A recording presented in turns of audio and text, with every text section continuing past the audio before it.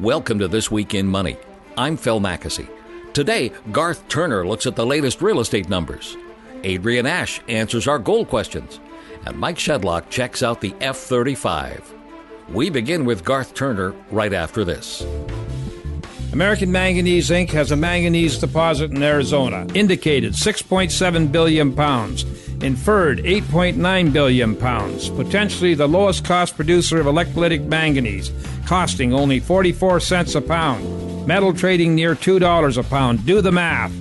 Trading symbol AMY.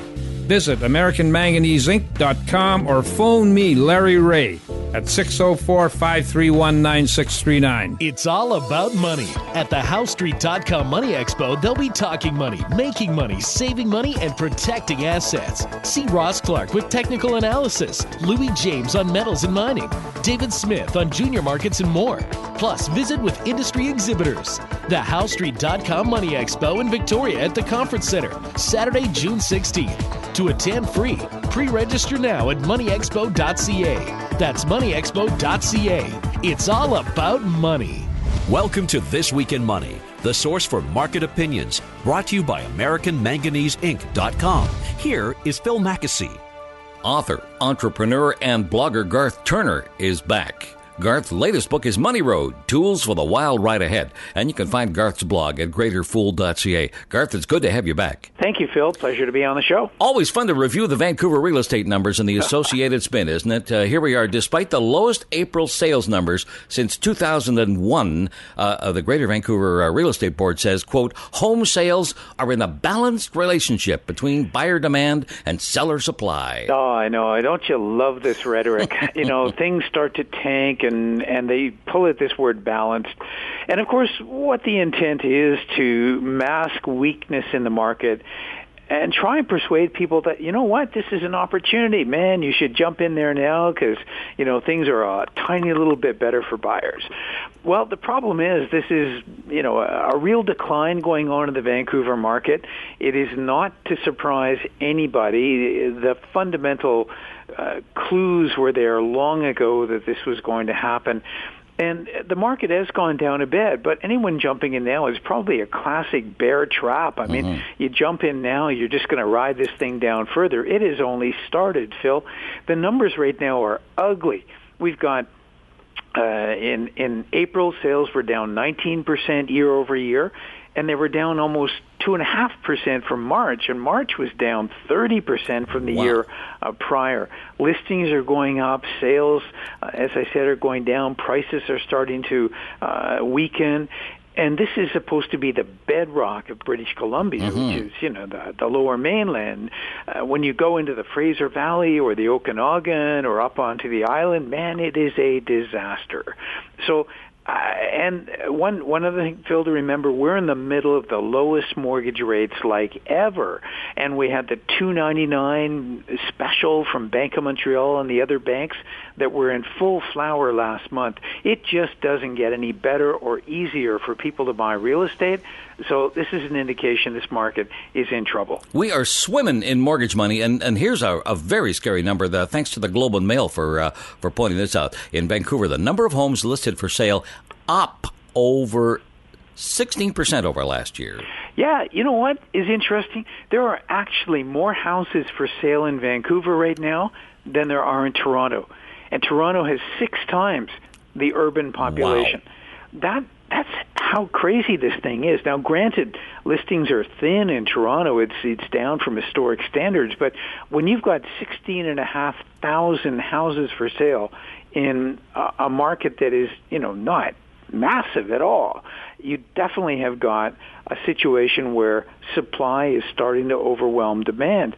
And no wonder people cannot rationally afford a home in Vancouver when the single-family home price is still around $1 million and the average wages are not going up. It is just so evident to me, and I've been beating on this drum now for a couple of years, that it was coming.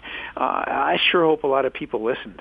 Garth, was it just last week that RBC's senior economist Robert Hogue warned us that Vancouver's housing market was vulnerable? Here's his quote. Most likely scenario would see a modest price decline, in his words, of between 7 and 12%. And this is the bank saying this. Yeah, well, exactly. And so you take that and magnify it by 4 or 5 times, and you might get something closer to reality. Now, the bank economists do have some guts for actually coming out and stating the obvious. I guess they look like idiots if they didn't a year from now when the market is down considerably.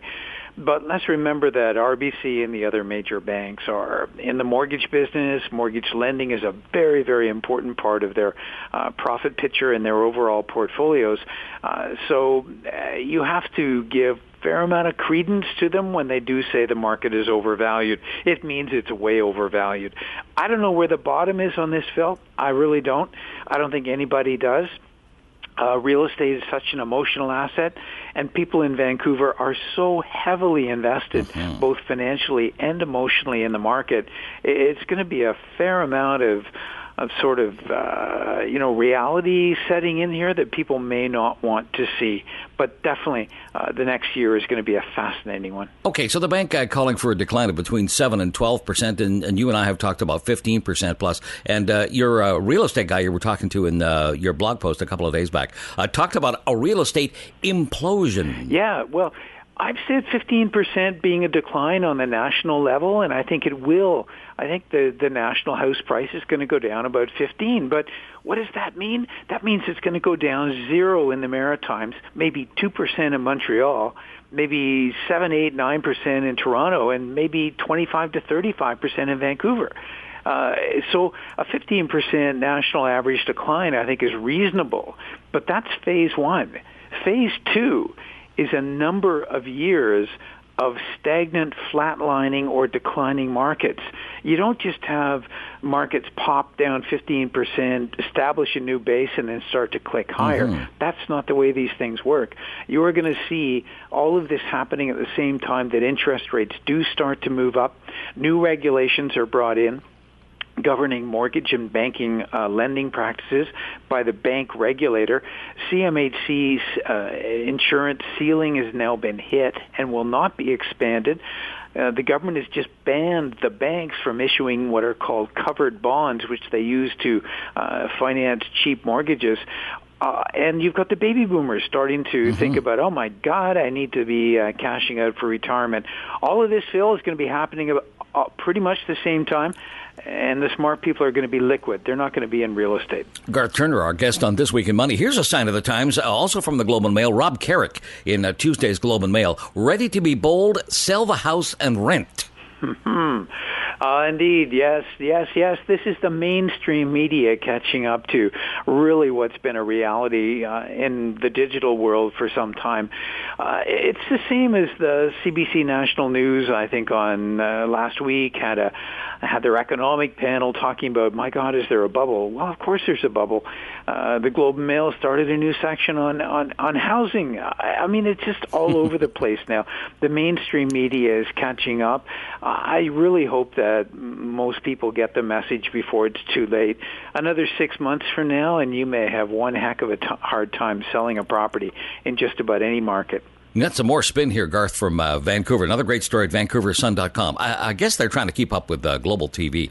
The headline, interest in home buying remains strong in Vancouver. And here's the chuckle. It's written by the president and CEO of the Greater Vancouver Home Builders Association.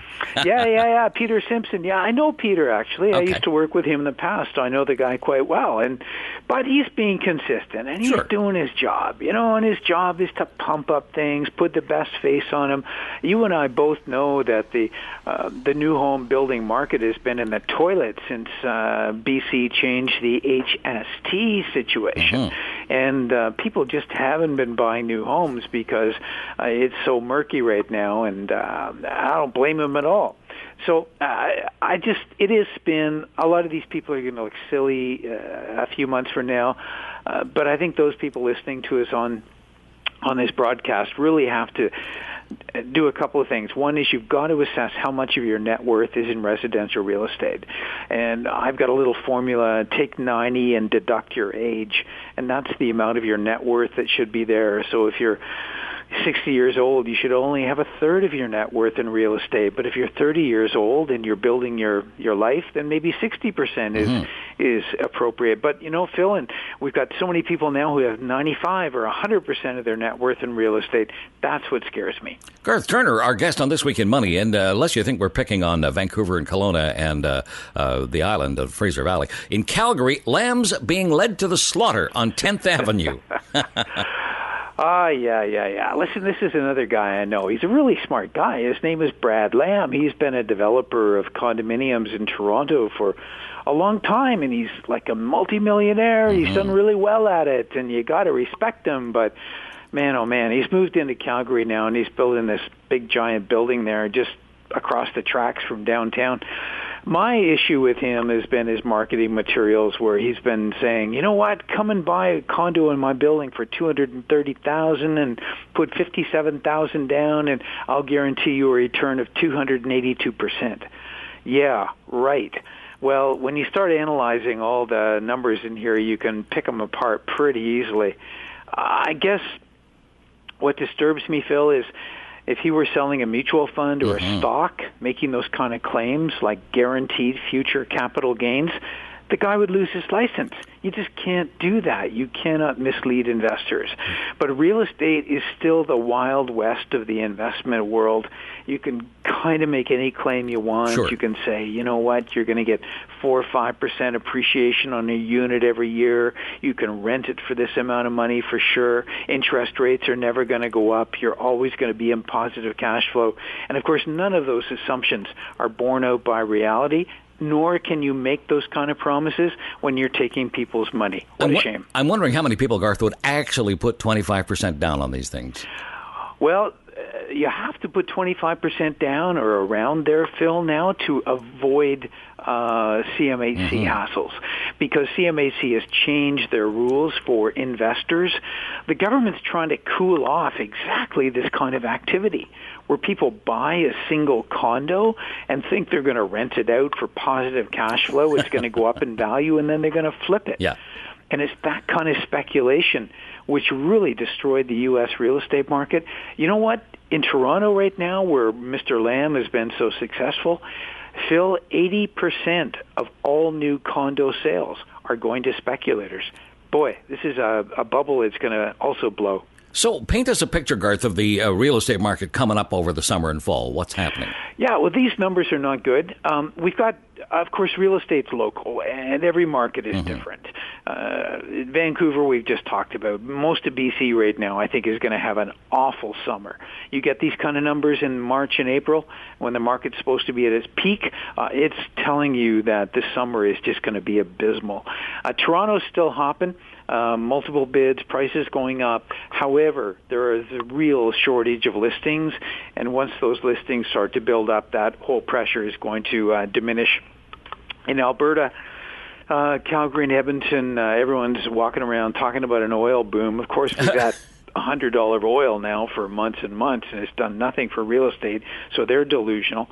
And I do think that market is overvalued. So it's going to be a really interesting time, Phil, but I think that, the age of real estate is ending, and the sooner that most people understand that, the better off they'll be. You're way better positioned to be diversified and liquid these days. That, of course, is the one word for the future. That is liquidity. Author, blogger, financial advisor, and entrepreneur Garth Turner is our guest. You can find Garth on the web at greaterfool.ca. Garth's latest book is Money Road, Tools for the Wild Ride Ahead. Read it. You'll be glad you did. Hey, Garth, thanks for talking to us. Pleasure. Anytime, Phil. Thank you. Coming up, Adrian Ash on This Week in Money. Always consult your investment professional before making any investment decision. Molycorp Gold Corp has substantial assets. Magnesium deposit, inferred 52 billion pounds. Molybdenum deposit, indicated 1.9 million tons. Inferred 1.8 million tons at 0.087% MO. Past silver producer, average 182 ounces per ton. Trading symbol, MOR.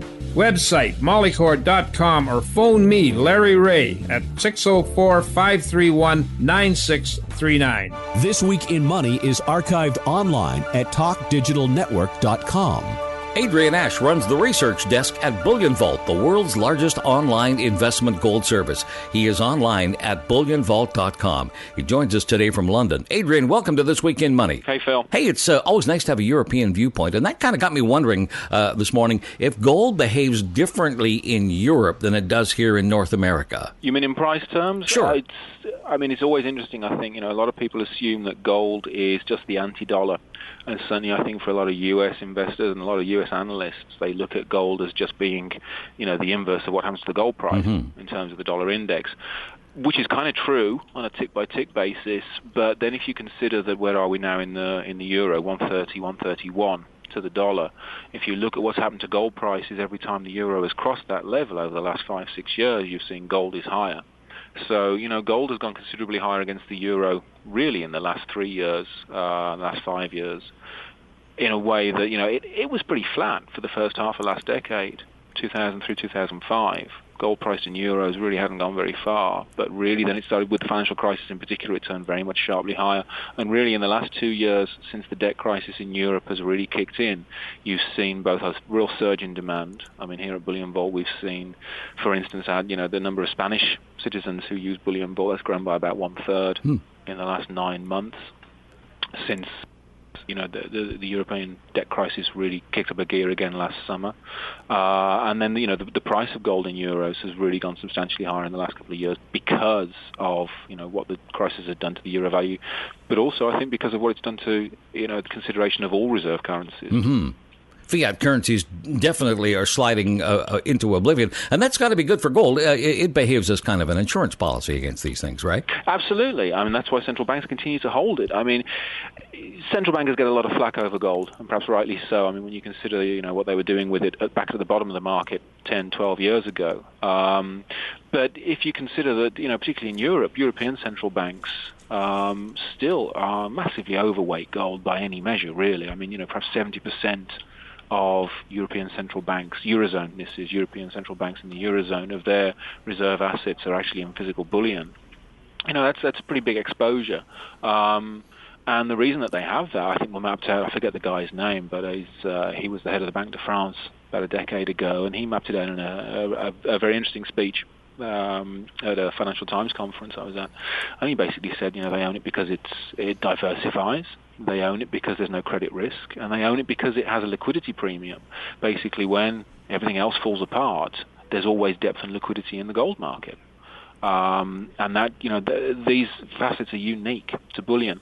I think there's some interesting work being done at the moment about maybe how some of those aspects have changed, particularly with regards to diversification. I think if you look at emerging market equities, for instance, they're just not showing the same kind of inverse correlation or the same kind of diversification power that they were showing to Western European and US equities a couple of years ago. Gold certainly has been rising on the same tide, I think, of cheap money. So, gold and silver, just like the stock market, I think, are also subject to the same risk of a stop in that liquidity growth, or even, the tide coming back in a little bit on global liquidity. But bottom line is, physical bullion, you're not on credit exposure for anybody else. It doesn't respond to economic growth in the same way. It has very few industrial uses, so it's not exposed to industrial growth, economic growth in the same way. And it is always going to be the refuge of last resort for private wealth to run into, and that's why central banks continue to hold it. We're talking to Adrian Ash from Bullion Vault here on This Week in Money. We've got some local news out of Europe. Manufacturing sector shrinking in April, unemployment rising to a record high in March, and the entire Eurozone, most folks think it's in recession. We'll know for sure when those GDP numbers come out May 15th. That also has to be positive for gold, right, Adrian? I believe so. Certainly in terms of gold demand. It's interesting right now, of course, is that actually gold demand is very, very quiet. Certainly here at Bullion Vault, what we're seeing, I think, is a good reflection of what's happening in the broader market. Just today, just this week, we've seen ETF holdings in gold have been shrinking again, not by any dramatic amount, but certainly turnover and open interest in the futures exchange and the COMEX, that's relatively low levels now. And we know data from, say, the U.S. Mint is showing that demand for physical bullion products is very much lower than it was 6, let alone 12 months ago. I think that's interesting, given that so much of the economic data, so much of the investment data is potentially bullish for gold and silver. So I think what it is at the moment actually is there's a lot of fatigue. I think there's a lot of fatigue, particularly in the financial media, with the crisis story. Certainly journalists that we talk to, they're pretty bored of this story now, and it just won't go away. And gold and silver are the same. This story really kind of popped up for them 4 or 5 years ago. They hadn't noticed it coming up on the inside rail previously.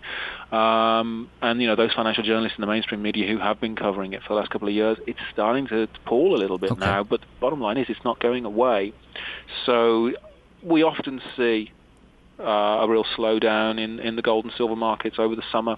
And maybe we're just getting, a bit of that summer slowdown a bit early now. Huge seasonal aspect to gold, of course. And gold prices, saw this yesterday, hitting an all-time high in India, the wedding season coming. And, of course, India's currency, like all other currencies, is starting to run out of gas.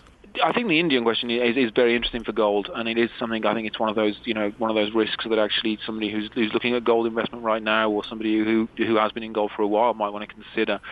Certainly in the medium term, I think the Indian economy has been bullish for gold. It works opposite way to how really Western developed markets work for gold. Typically, bad economic outlook is what drives gold prices higher here in the West. The obverse is true in India and China. Basically what you've had there, particularly in the last 10 years in China, is increasing access to physical gold, firstly because the market has been deregulated, so people have been able to actually access this stuff, as an investment product for the first time in a very, very long time. And the more that people have disposable income, the more that household income has grown alongside the economy. China has the fastest growing economy in the world still. That has released a growing number of people into the gold investment market, and this is one of the first savings decisions that people have made. Now you are seeing most definitely a slowdown in that rate of growth in China, and I think you're seeing, with the rupee falling as high as it did last year, all-time record high gold prices, that is starting to impact levels of gold demand. No doubt you'll know, Phil, and your listeners will know, at the start of this year, you had the Indian tax authorities raised import duty on gold bullion. They've effectively doubled it and doubled it again with their budget earlier this spring. The reasons for that, I think, are pretty plain. Basically, India doesn't have any domestic gold mining production, but it's the world's largest consumer of physical gold. So everything is a net import. What that means is that when you have a falling currency and a rise in gold price as you had last year, you end up with this huge hole in the trade deficit. Yeah. And I think the government have tried to step in to try and slow that down and to try and stem that. Indian households spent about 2.6% of GDP last year on physical gold imports. Well, that's about the same as the trade deficit for the year. So you can see why New Delhi would be concerned. They've raised import duties to try and slow things down. What we're hearing from our friends in India is that there is very strong local concern now about the risk of smuggling, which is how India's huge appetite for gold was sated prior to deregulation in the early 1990s. And of course the jewelry sector has basically gone on strike. Now they're timing their strikes pretty well, it would seem, these guys, because they're striking when there isn't strong demand. They're striking kind of out of seasonal demand periods. But they're making their point, I think, and they're making it pretty forcefully, that India has this huge affinity for gold. Always has, and I think there's no reason to believe it will always continue to, I think. But these guys are making the point that here is a consumer item, people want to buy gold. The price is already pretty high, and then the government is basically looking to extract tax on top and also slow down the flow. That is a concern, I think. It is something in terms of it's putting the brakes on a little bit, I think, for Asian gold demand. Adrian, what about China? The Chinese government obviously wants to encourage its citizens to own gold. That's a bullish trend in the short term. What about the long term? You see that supporting gold in the long term in China? Well, it's interesting with China, actually, Phil, because it's actually not a dissimilar situation. Little known is that right around the turn of the year, it was actually straight after the Chinese New Year, which I think was at the end of January this year, the central bank, the People's Bank of China, introduced a new requirement on gold imports. Already, gold importers had to report every single shipment that they had coming in. to one state administration bureau, but now they also have to file another report that goes to the PBOC. This is only a drag. It's it's a bit of friction that's been added to the inflows, and it's nothing like the hike in import duties that we've seen in India. But when you look at the import numbers for physical gold into China last year, China, of course, unlike India, is the world's number one producer of newly mined gold, and it's now the world's number two consumer of physical gold. So China's right up there as part of the story here. And I think you're exactly right to flag up China's importance in this. What is interesting going forwards is I think Beijing is starting to get a bit concerned about the drag potentially on its trade balance that imports of physical gold might mean. And they're maybe looking at the example of India and seeing what it's done to their trade balance. We know that China's trade surplus fell pretty sharply last year. And we know that its imports of gold bullion rose very, very dramatically. So, again, record high gold prices, very strong gold demand in China last year, early into this year, and the authorities may be getting a bit concerned.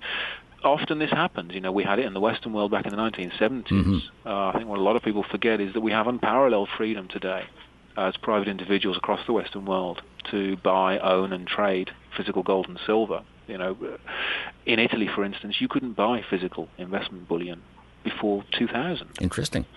We forget the kind of freedoms that we had, and I think looking at Asia and the Far East, it's important to remember that these guys have only had that kind of freedom really for 10, maybe 20 years.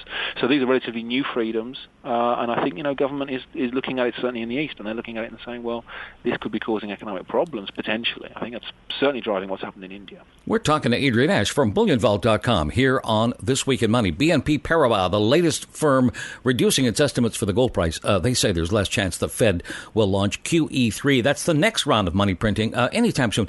How much of an impact did QE1 and QE2 have on gold? Phil, I think it's pretty plain.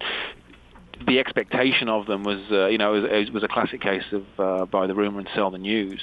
For both gold and silver on QE1 and 2, you saw the price rising very sharply up until the actual announcement that, we're going ahead with this. I think the anticipation of QE3, given what was happening last summer, has, been responsible for a large part of, gold's buoyancy. And I think if you look at the euro gold price, as we did earlier, then I think anticipation of more 3-year loans, more basically free money for the eurozone banking sector. I think that's been supporting a lot of gold demand, a lot of gold pricing in the euros as well. Interesting at the moment with central banks though is, to a man, they've all said, I'm talking about the head honchos here, so Mervyn King here in London, Ben Bernanke in Washington, Mario Draghi, the new guy at the ECB in Frankfurt. They've all said that, look, we've done our bit. We've printed money, we've slashed interest rates to zero. Where is government? Where is the fiscal response to trying to sort out this crisis? You had it just yesterday from Richard Fisher at the Dallas Fed. He said Congress has to do their part. We've done ours. And it was interesting to see what Ben Bernanke said last week. He said something pretty similar. We've been pretty damn accommodative here. How much more money printing can we possibly do, and how marginal would it be, with regards to how far would it juice the economy to go for QE3? I think personally that it's nailed on that it will happen eventually. Primarily because central banks now own an awful lot of government debt. As that government debt comes due, there's going to be real concern within government, within central bank policy making that who's going to pick this stuff up. So I think it becomes kind of self-fulfilling after a while that you have to, if you look at Japan, for instance, you just have to keep doing this. You just have to keep revolving the stuff. But I think we might be looking at hiatus, and I think that in good part that explains maybe the lull that we're seeing in gold and silver prices right now, and physical demand as well. Adrian, for folks who have not met you yet, tell me how Bullion Vault works. Well, Bullion Vault is basically it's an online marketplace for physical gold and silver. The physical gold and silver is vaulted. We use an independent storage company. It's important to have separation of custody, so that what we then do is we demonstrate every single day that your gold is where it should be, because we publish the bar lists from the custody company on the internet, so you can scrutinize those, and against that we then publish a full list of all the client holdings. Everyone is shown by an anonymous nickname, so nobody knows who you are, but you do. And the two totals match down to the last gram every day. So what we're doing there is a public reconciliation of all user property it can be scrutinized. And that's kind of a revolution really in the custody business, because what we're doing is we're enabling you to go and look at a central record rather than just relying on, say, a certificate in your hand which says we owe you 1 bar of gold or whatever it might be. Customers buy and sell in an open market. It's peer-to-peer trading. So we make prices. We have a series of trading robots who just quote prices 24/7. So there's always a price for you when you want to buy and sell. But we've got 38,000 users worldwide now, about 150 countries. They own 29 tons of gold, 300 tons of silver. And it's just a live open market. So really what that means is that you've got price competition. We're big believers in free markets, and that's what Bullion Vault offers you. We don't have any advantage on the market ourselves. In fact, we like it when customers deal with each other, because we eat by taking a dealing commission every time you buy or sell. So if you deal with another customer directly, then we take 2 dealing commissions, and that's great for us. Hey, that works. If you deal with us, if we're principal on the deal with you, and we're on the other side, then we only take the 1, and we're wearing price risk. Okay. So really, that's our business. We're an exchange. We did $2.5 billion worth of gold and silver on the exchange in 2011. 2012 has started a little bit quieter, but we continue to grow in all markets, particularly the Eurozone at the moment. Actually, we're acquiring ever more users in Italy at the moment, in particular France and Spain. About half of our database, half of our client base is UK. About 20% is US. The gold that you deal is, as I say, it's all vaulted securely. It's in market accredited professional good delivery storage. We only do good delivery gold, so it's the large bar, 400 ounce, 12.5 kilo bars. But you don't need to own a whole bar. Again, that's another innovation that we bring to the market. You can deal as little as 1 gram at a time.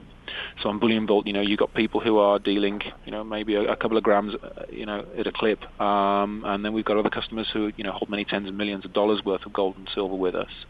So it's really plugging private individuals, or retail investors, as the industry likes to call us, into the wholesale market.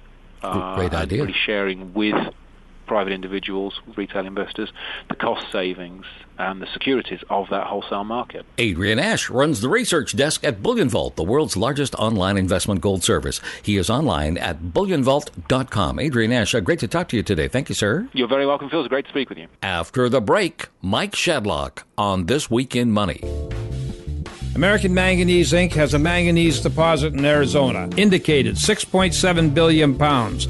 Inferred 8.9 billion pounds. Potentially the lowest cost producer of electrolytic manganese, costing only 44 cents a pound. Metal trading near $2 a pound. Do the math. Trading symbol AMY. Visit AmericanManganeseInc.com or phone me, Larry Ray, at 604-531-9639. This Week in Money is archived online at TalkDigitalNetwork.com. It is good to have Mish Shedlock back with us. You will find him at globaleconomicanalysis.blogspot.com. Mish, welcome back to This Week in Money. Well, pleasure to be back on here. We have flying pianos here that you want to talk about, right? We are going for a ride in a flying piano. It's the Lockheed Martin F-35 Lightning II, and there's a big Canadian angle here. We are buying 65 of these things, and the cost, depending on who you listen to, is either $9 billion, $15 billion, or $25 billion. Nobody seems to know. I vote for the upper end of that scale with half the planes, actually. So these things were scheduled to be out a couple of years ago, and now we're looking 7 years from now or something, and it's ridiculous. The overrun after overrun, they keep changing what they want this thing to do. Originally, this was supposed to be some lightweight, single-purpose aircraft that was supposed to be light, nimble, blah, blah, blah. Well, administration after administration, but mainly President Clinton, said, well, we need it to be a carrier, we need it to be a fighter, we need it to be a bomber, we need it to do all of these things, so they made this plane. And it does all these things, Phil. but it doesn't do any of them well. So what good is it? The individual cost of these things, you're quoting the Foreign Policy Magazine article, $161 million a piece. And here's where I'm confused, because here's Canada's Defense Department saying, hey, our jets are only going to cost $85 million a piece. Oh, my God. What are you getting, a sweetheart deal under the table? I'm thinking so. Well, I don't know, Phil. I think they should scrap this entire program. Meanwhile, what is Harper doing? Harper is lying about the cost of these. A friend of mine who actually writes articles, not this particular one, for Foreign Policy Magazine, emailed me just the other day. He says, Mish, he says, you should get on Harper's case. Yeah. He says, what is this guy doing? He says he knows about these overruns. He's hiding the costs, blah, blah, blah. And sure enough, this is all surfacing now, right? Got a couple of news items today, and here's one from Canada. Canada's budget watchdog today, accusing the government of trying to mislead us about the cost of the F-35. Government mislead? Phil? Yeah, I know please. it's a shock. It is a shock. Well, here from Foreign Policy Magazine, here's a quote. This is a virtual flying piano. The F-35 lacks the F-16's agility in air-to-air mode. It lacks the F-15's range. It lacks the payload in bombing mode, and can't even begin to compare to the A-10 at low-altitude close support for troops engaged in combat. Worse yet, it won't be able to get in the air as often to perform its mission because it's extremely excruciatingly hard to train pilots on this because of complexity and maintenance and other limits. Isn't that wonderful? Now, Canada and the U.S., not the only countries on the hook for this program. We've also got to Australia. We've got the United Kingdom. We've got the Netherlands. We got Turkey. A lot of these different countries are involved in the development of this fighter. Well, they're paying for the development of the fighter. Well, Canada hasn't paid anything yet, right? No. As a matter of fact, I was reading a little background on this. Canada has not actually signed a contract with Lockheed Martin, and the formal purchase of the aircraft is not scheduled until sometime next year, if ever, the way it's looking now. Well, that's assuming these things are ever built. Yeah. I'm actually hoping they are.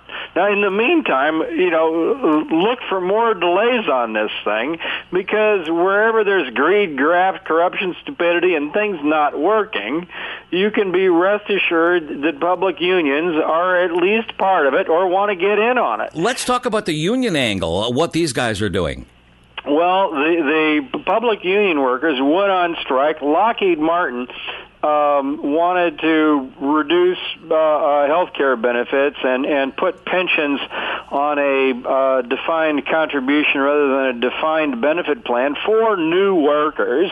But this was enough to cause, 3,650 union workers walked off the job at a Fort Worth, Texas plant where Lockheed builds these things. And where these things are tested. So, I'm sitting here thinking, what are these guys thinking? Mm-hmm. We've got all of these problems that are surfacing left and right.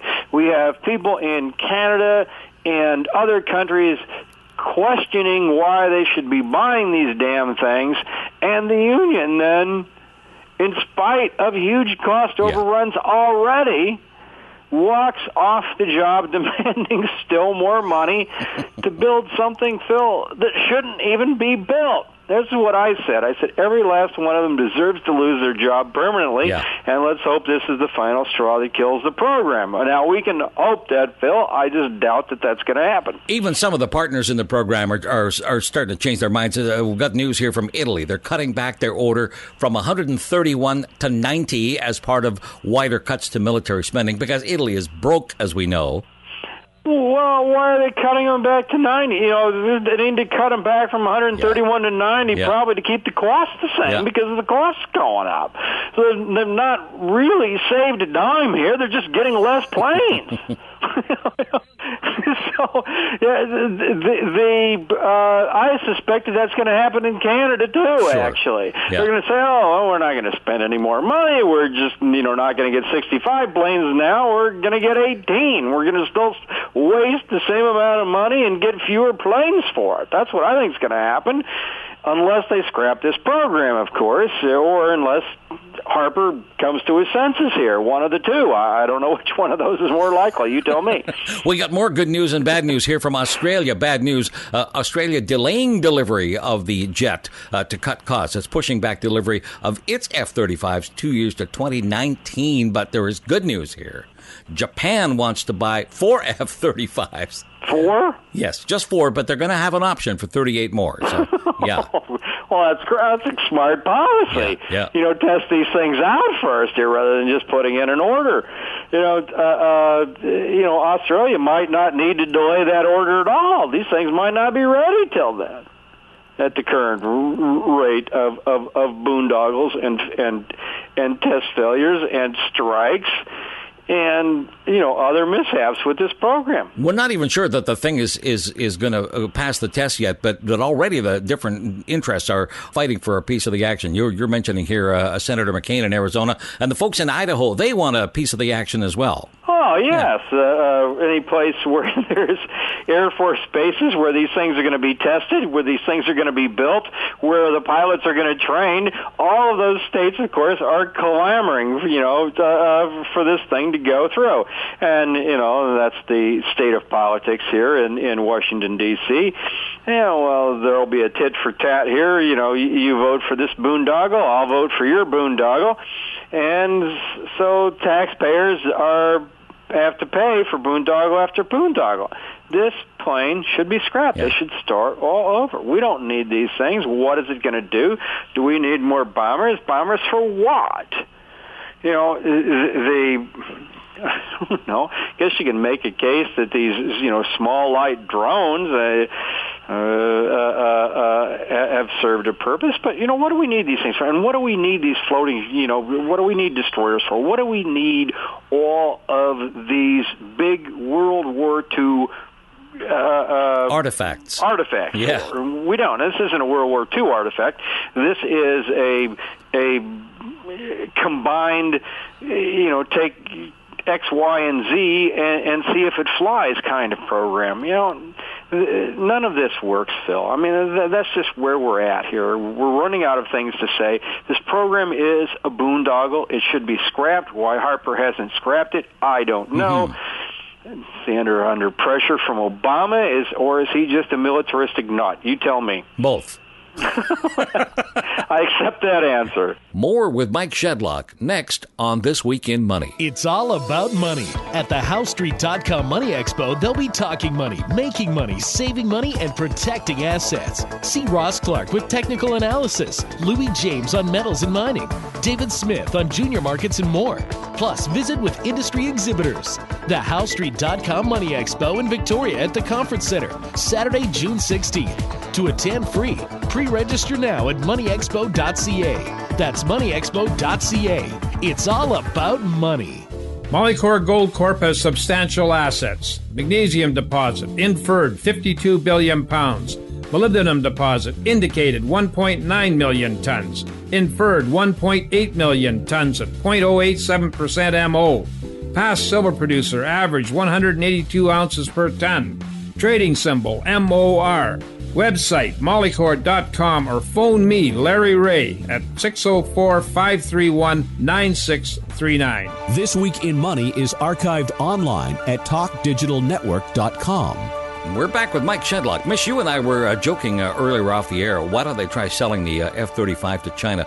This from the Wikipedia entry on the F-35. 3 years ago, the Wall Street Journal reporting computer spies, apparently Chinese, had acquired secret information about the fighter, possibly compromising its future effectiveness. Great, huh? Well, is this like the Bumblebee? There was a study here in the United States. This actually goes back to the 60s, I think. The U.S. government did a study, and they determined that the Bumblebee is aerodynamically unsound and cannot fly. So, so we're wondering here just what kind of intelligence actually that China got their hands on here. Maybe it was at a state that this F-35 couldn't fly either. Who knows? But I don't know. The idea that we're going to build these things, it's going to be everything to every program when it's inferior to everything it's supposed to replace. I don't know. It's just ludicrous. The larger question that you're always asking on your blog, that we should be asking ourselves about the F-35 and about defense spending generally at this time is, geez, can we still afford this stuff? Shouldn't we have other priorities at this point? Well, actually, we should have other priorities. You start building these aircraft and you start building these military machines and you start funding warmongering. Well, what's going to happen? You're going to go to war. Someone's going to want to test the damn thing out. Mitt Romney is angling for war in Iran more so than President Obama, I believe. And Romney is also angling for a trade war with China that I think would have devastating effects, similar to the Smoot-Hawley tariff in the Great Depression. And meanwhile, China is slowing, and Europe is clearly slowing. I think the U.S. is slowing. What GDP came in at a little bit over 2%, and that's if you believe the GDP deflator of inflation at 1.53% or something. Yeah. If you just substitute the CPI for that, you get something like 1.2% growth, which is below the stall rate, actually. Australia is in a recession. Brazil is in a recession now. So, spending money on these kinds of programs is ludicrous. Yet, that is what Mitt Romney has pledged to do. That's what Obama continues to do, probably to the amazement of a lot of Democrats who thought that he was going to do something about warmongering. Yeah, he's going to bring the troops home from Afghanistan, at least some of them, carefully timed, of course, for his re-election bid, but have they stopped spending money? Have they stopped wasting money on military? No. Obama's not cut a thing. Mitt Romney's pledged to increase the budget. We can't afford it. Australia can't afford it. Canada can't afford it. So, but here we are, all ordering something that shouldn't even be built. Mish Shedlock from globaleconomicanalysis.blogspot.com. Follow Mish on Twitter at MishGEA, and don't forget Mish's blog on your iPhone, a free app from Concentric Sky. It's available through iTunes. Hey, Mish, sure appreciate the flight in your flying piano. That's pretty cool. Well, the question is, does it get off the ground? And we can all hope it doesn't. Yeah, let's hope so. Mish, always good to talk, my friend. Thank you. Thanks. We'll see you. Thanks to our guests, Garth Turner, Adrian Ash, and Mike Shedlock. And thanks to you for listening. I'm Phil Mackesy for AmericanManganeseInc.com. We are back next week with another edition of This Week in Money. This Week in Money is a production of Howe Street Media Incorporated.